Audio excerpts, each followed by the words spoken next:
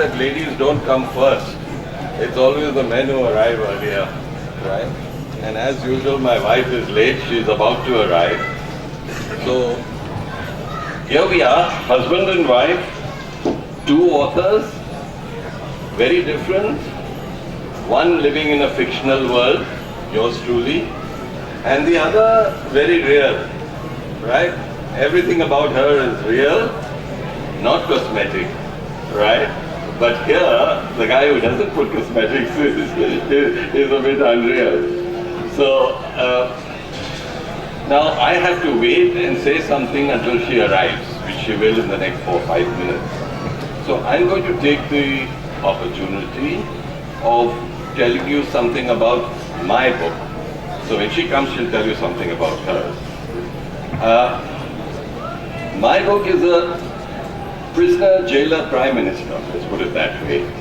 Is a sexy political thriller written over 2013. It was a labor of love. It came from somewhere and I started to write. It was a plain piece of paper, right? I said, now, how do I start writing a novel? So here was my instinctive reaction to that. I took a plain piece of A4 paper. I took a fountain pen. I put my computer aside. I took a fountain pen. I filled it in schoolboy royal blue ink and said, now I'm going to be writing an essay. And so I started to write, page after page after page.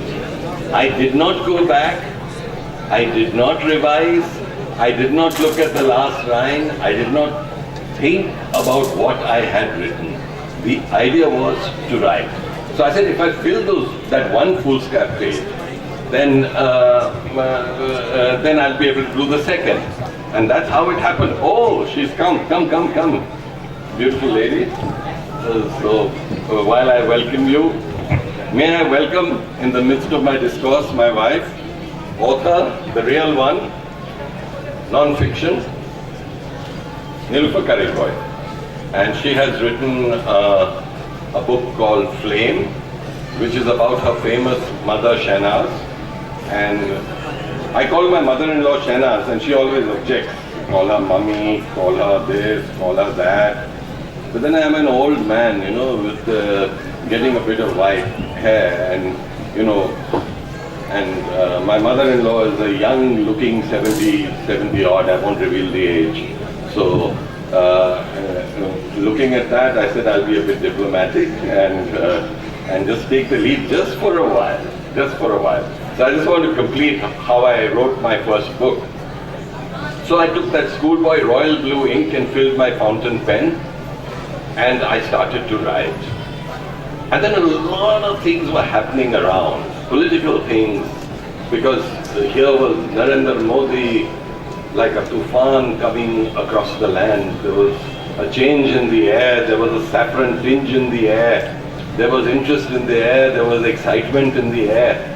So I said that, let me introduce, you know, I didn't know exactly whether this was going to be a political thriller or whether this was going to be something else. It could have been a love story, and it is. It is a story about a man, a woman, two women in fact, also. So it is not a boys only thing, it's got a lot of elements in it which you will have to read. And then the book was over and it became a political book, 70% or 50% or 60%, because of the politics of the day, which we will discuss.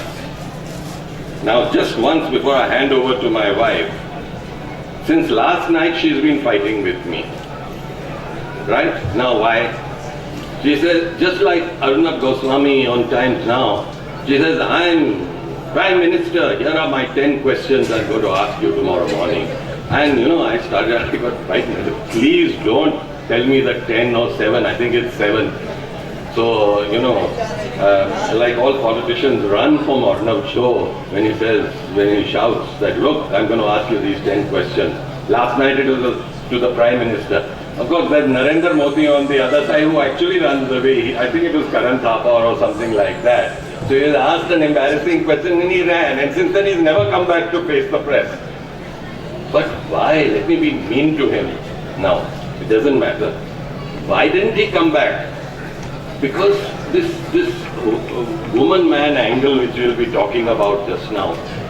Now, the Prime Minister to be, as everybody knows, was married as a young man, probably didn't like his wife or didn't like being married, was married to the RSS.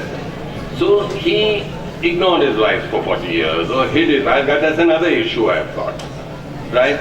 I mean, I'm not talking politics here, I'm talking, you know, when you're going to be Prime Minister of India, your life is an open book. I mean, this is the TV age, the age of the internet. It's not about mudslinging, it's about who you are. People want to know who you are, right? They want to know the whole person. They just don't want to know your politics and whether you're good, how well you did or how well you didn't do. They want to know everything. You have children, you have a healthy look at society around. Are you prejudiced? Are you non-prejudiced? I mean, do you have a wife is the main thing, right? Spouse is very important in politics. Either the, or even the lack of one, it doesn't matter. I mean, if he's divorced, it doesn't matter at all. I mean, in this case, people get married and people get divorced. You know, people have affairs. And so these things need to be clear. So that's my issue, which I'm going to discuss with my wife a little more. Like, if you're married, you're one, you're together. And if you're not married, then you say goodbye. You say goodbye and go on your different paths, right? You don't need to hide from each other or from the world. I mean, it's okay, that's the part of life. Now, starting on that little note, you know, I am the Lal Mirch, she's the Hari Mirch, right? She doesn't look like it, even though she's wearing red. So here you are, Mrs. Karimboy for you. I call myself Tabrik C because it was easier on a book like A Prisoner, Jailer, Prime Minister, right? However, I can assure you we are married. 35 years. So that's a long, long time. Hello everybody. Can I be heard? Actually, I've really been looking forward to this. I think it's going to be a lot of fun. The opportunity to question my husband with 50 witnesses, all of you. I think that being an author couple is quite an invigorating experience because you start having a very, very strong relationship of the mind. It's not Valentine's Day, but we're still in Valentine's month. So I think as the World Book Trust people told us, this is probably a first time that an author couple is questioning each other. So let's see how it works. Now, a Hari Mirch question from you. Otherwise No. I'm going to ask something very simple to Tabrik, and I hope he gives a straightforward answer. When I read his book, Prisoner, Jailer, Prime Minister, it was in its finished avatar, and I've known him to be a very, very good boy, whatever you make of it, and a very, very sober man, and his character Siddharth Tagore leaps out of the book as a very, very wild character. So is there a side of you that you kept very well hidden? do you mean sexually wild? I don't use that language. That's the gentleman's side.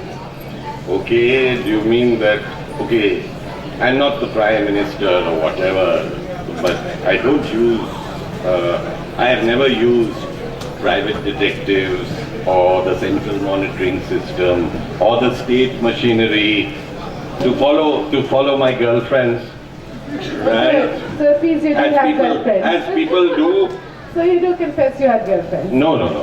That was before I married. You didn't follow them? Not now. May I request everybody who's standing to come and sit because it would be so much nicer.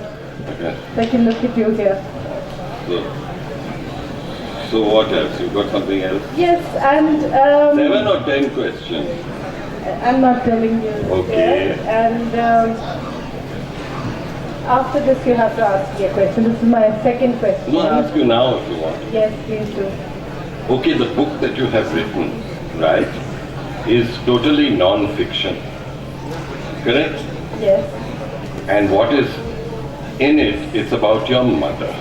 absolutely.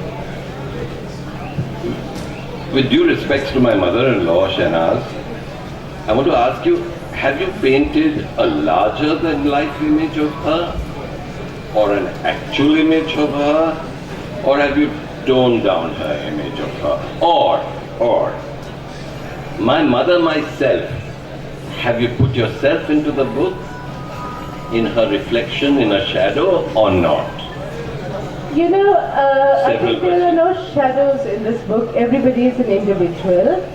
And what I would like to say is that this book is absolutely a tribute to my mother. It's tinted definitely by a daughter's love and a daughter's vision. I have the immense love and respect for my mother, so it's obviously written with love and respect. It's also, I think, the time in your life that you write a book. When you, I think the perfect time firstly to write a book is when you're in between some peace and some turbulence. But I think this book was written completely at peace, and it's got my mother as large as she is. She is a very, very strong persona. Whether it is accurate of her, it is accurate in my eyes. That's sort of mother Can I interrupt? that I could think of. Yes. Is there any fiction in it? Because I'm a fiction writer. No, you know, there is no fiction in it. But I have to say that I do not believe that biographies, as a lot of them are, should be left in the libraries or on shelves where nobody reads them. The problem with biographies are they rely on two things.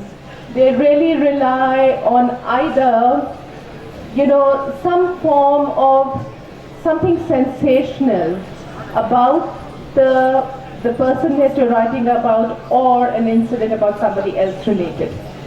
I wanted my biography to be, of my mother, to be based on very good writing. Now I've got 46 What about good history? reviews. History? Is it your mother's history? It's my mother's history, but I have put no dates because I must say that my husband was the one who suggested that don't write it like a biography. Pretend you're writing fiction. You have to write in the medium that people enjoy a book in it. When the Times of India said unputdownable or riveting, I wanted to say, yes, I got what I wanted. I made the biography interesting. But that's supposed to be There's said no to me. fiction in it. That's supposed to be It's a biography, but and it's not not for a fiction. biography. Not for a biography. It's meant to be boring. But yours It's not isn't boring. boring. It's not boring, and I have the medium, the style, as one of the people who interviewed me, is the style of fiction, but it is based on facts, and definitely it's not unbiased. It is biased because it would be so dishonest to say as a daughter that you had no bias. So any flames coming out of it? It's called flames. No, no flames coming out of it. Yes, there are many Any flames. juicy bits that you'd like to... No, not really. There are lots of interesting bits in the book. It's, Any juicy bits? Anything to I catch don't people? rely on juicy bits for Why? my I like a narrative. juicy fruit. But you can expect the juicy bits in my fiction. Oh. Because I'm writing a fiction which is probably going to be juicier than yours. Oh, you're writing fiction? I am writing non-fiction. Guess Good, what? good. Let me know. You know, it's a historical novel. No, not a novel. It's history. After all, what is history? History is his story, right? Unfortunately, history has been written. As a postgraduate in history, I find that history has been written from the perspective. You know, I'm a great believer in women's rights. I am a great believer in women's rights. It's not just belonging to Niloufar that I am. I belong to her, right? But This is a male-dominated society in India. Things are changing, even though we had an Indira Gandhi and we have a Mayawati and we have a Jayalalitha and of course a Mamta. So these are the three women I really admire. Why do I admire them? If you look at each one of them, I mean, again, it's not about politics here. It's about, look at the sacrifices that they have made, right? I'm looking at husband and wife relationships in context with the parameters of this discussion. Look at these three ladies. They have sacrificed their personal lives for a belief, right? A belief in themselves. First of all, that they can do it. Not an easy task for a Mayawati to raise herself, or even a Jayalalitha to come up to what they are. And especially not even a Mamta Banerjee. I mean, she swept Bengal, despite the bad press that all three of them have got. They have got bad press, unfairly so, because I think it's been exaggerated. This is just a male insecurity that comes into the whole picture, right? Because, you know, in a way they are like, not politically so or ideologically so, they are like Narendra Modi. They have given up their